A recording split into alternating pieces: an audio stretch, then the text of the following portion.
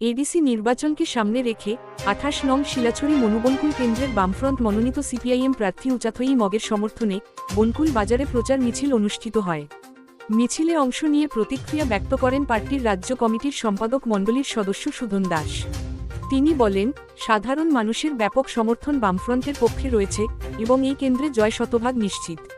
উন্নয়ন ও জনস্বার্থের ইস্যু নিয়েই বামফ্রন্ট মানুষের কাছে পৌঁছচ্ছে বলে দাবি করেন তিনি। মিছিলে দলীয় কর্মী সমর্থকদের উপস্থিতি ছিল চোখে পড়ার মতো। আজকে এডিসি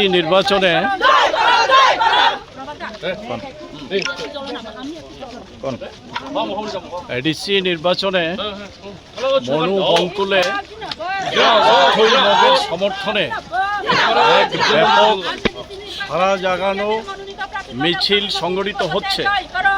এই মিছিলে প্রমাণিত যে আগামী এডিসি নির্বাচনে জনগণের স্বার্থে, কাজ ও উন্নয়নের স্বার্থে, ঐক্যের স্বার্থে সিপিআইএম এর প্রার্থী উচাথই মগ বিপুল ভোটে নির্বাচিত হবে, সেই বহিঃপ্রকাশ আজকে এই মিছিলের মধ্যে দিয়ে ঘটছে।